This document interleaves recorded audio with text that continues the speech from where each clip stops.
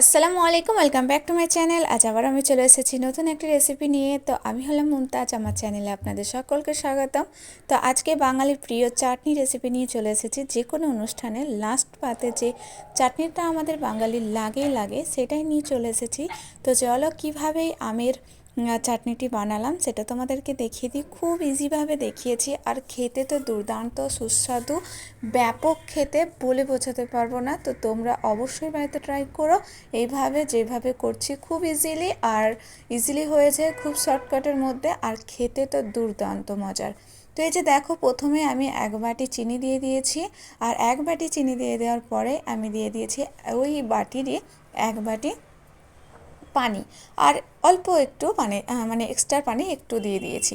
তো তোমাদের এখানে চিনিটা কম বেশি লাগতেই পারে, যেহেতু আমটা বেশি টক হলে বেশি চিনি লাগবে, একটু মিষ্টি থাকলে একটু কম চিনি লাগবে। তো এই হিসাবে চিনিটা লাগবে, তো তোমরা টেস্ট করে দেখে নিও পরে, আর দিয়ে দিও। তো আর দিয়ে দিলাম আমি সামান্য মতো লবণ। তো দিয়ে দেওয়ার পর আমি একটু হিলিয়ে দিলাম, দেখো একটু নেড়ে দিচ্ছি। আর এবার আমি এর মধ্যে দিয়ে দিলাম কিছুটা কাজু বাদাম। তো তোমাদের কাছে যে কোনো ড্রাই ফ্রুট থাকলে এখানে ব্যবহার করতে পারো। আর তারপরে দিয়ে দিলাম কিছুটা কিশমিশ। তো আমি খুব অল্প অল্প জিনিস দিয়ে এই রেসিপিটি বানিয়েছি, মানে এই চাটনিটি বানিয়েছি, আর অনেক ভালো লেগেছে খেতে। তোমাদের কাছে যদি যে স্যাক আলুটা পাওয়া যায় সেটাও তোমরা দিতে পারো, যে লাল আলুটা বলছে মিষ্টি, সেটাও যদি তোমরা চাও তো দিতে পারো এখানে। তো এখানে দেখো আমি দিয়ে দিয়েছি মৌরি, একটু ফ্লেভারটা ভালো আসবে তাই দিয়ে দিলাম মৌরি, আর মৌরিটা থাকলে অবশ্যই তোমরা দেবে। আর দিয়ে দিলাম খুব অল্প পরিমাণ কালো জিরে।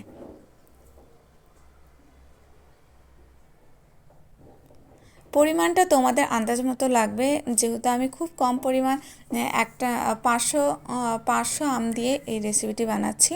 তো তোমরা যদি আরও বেশি আমের চাটনিটা তৈরি করো তাহলে আরও তোমাদের বেশি লাগবে। তো আন্দাজটা তোমরা তোমাদের মতো করে আন্দাজ করে দিয়ে দিও। তো এবার আমি দিয়ে দিলাম আম।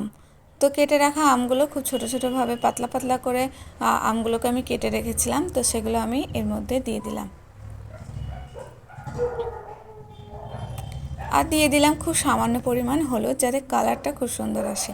তোমরা যদি চাও তো স্কিপও করতে পারো। আর দিয়ে দিলাম আমি খুব অল্প পরিমাণ লঙ্কা গুঁড়ো, মানে হাফ চামচেরও কম আর কি। তো এটা কালারটা খুব সুন্দর আসবে এর মধ্যে, আর কাচের মতো একটা কালার আসবে। তো তোমরা যদি এখানে হলুদটা ব্যবহারও না করো তবুও কিন্তু দেখতে অনেক ভালো লাগবে। তো এই যে দেখো, একটা ছোট্ট মতো মানে আধখানা মতো আমি দিয়ে দিয়েছি শুকনো লঙ্কা। তো তোমরা দেখতেই পাচ্ছ আমি কতটা কম কম জিনিস দিয়ে মানে রেসিপিটি বানাচ্ছি। তো তোমরা এইভাবে বানিও। যদি তোমাদের 500 থেকে আমটা বেশি থাকে তাহলে তোমরা সেই পরিমাণ মতো দিয়ে দেবে, কিন্তু প্রসেসটা এইভাবেই তৈরি করো, একদম বিয়েবাড়ির স্টাইলের এই চাটনিটা তৈরি হয়েছে। যেমন লাস্ট পাতে এই চাটনিটা আমাদের বাঙালিদের লাগেই লাগে, যেমন বিয়েবাড়ি অনুষ্ঠান বলো বা বাড়ির যে কোনো অন্নপ্রাশন অনুষ্ঠান বা যে কোনো অনুষ্ঠানেই তোমার এই চাটনিটা আমাদের লাগেই লাগে। তো দেখো, তারপর দিয়ে দিলাম কিছুটা খাজুর, ধুয়ে আমি দিয়ে দিয়েছি। আমি কিন্তু এখানে আটি সমেতই দিয়েছি, তোমরা চাইলে আটিটা খুলেও দিতে পারো, আটিটা ছাড়িয়ে দিতে পারো। তো আমি আটি সমেতই দিয়ে দিয়েছি। তো এই যে দেখো, এবার খুব ভালোভাবে একটু নেড়ে নিলাম। এবার আমি ঢাকনা চাপিয়ে দেব। তো কিছুক্ষণের জন্য ঢাকনা, প্রায় 5-6 মিনিটের মতো ঢাকনা আমি চাপিয়ে দেওয়ার পর আবারও ঢাকনা খুললাম। তো দেখলাম এরকম অবস্থায়, আর আমগুলো পুরো সেদ্ধ হয়ে গেছে। তো আমগুলো কিছুটা আমি ভেঙে দেবো এভাবে, আর ঢাকনা না লাগিয়েই আমি এভাবে কিছুক্ষণ জাল দেব। আর হ্যাঁ, এই চাটনিটা তোমরা অনেক দিন যাবত খেতে পারো ফ্রিজে রেখে, 1 মাস তো খেতেই পারবে। কিন্তু যদি তোমরা বেশি করে করো, অনেক দিন খাবে বলে প্রায় 3 থেকে 4 মাস মতো আরামসে চলে যাবে, যদি তোমরা একটু ভিনিগার ইউজ করো। তো তার থেকে বেশিও যেতে পারে। আমি যেহেতু অতদিন দিইনি তাই জন্য আমি অতদিন রাখিনি কখনো, তাই আমি সেটা বলতে পারছি না যে কত দিন থাকবে। তো তোমরা অবশ্যই 3-4 মাস মতো আরামসে চলে যাবে যদি তোমরা ভিনিগার ইউজ করো। তো এই যে দেখো, কমপ্লিট হয়ে গেছে চাটনিটা, ফাইনালি রেডি। দেখতে কেমন হয়েছে তোমরা অবশ্যই কমেন্টের মাধ্যমে বলবে, বাড়িতে ট্রাই করবে, ভালো লাগলে কমেন্টের মাধ্যমে জানাবে।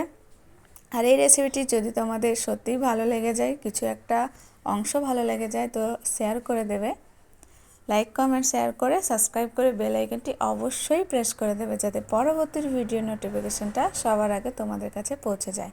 তো চলো আজকের মতো এতটুকুই, আবারও দেখা হবে অন্য কোনো ভিডিওর সাথে। ততক্ষণ ভালো থাকবে, সুস্থ থাকবে। আজকের জন্য টাটা, বাই বাই, আসসালামু আলাইকুম।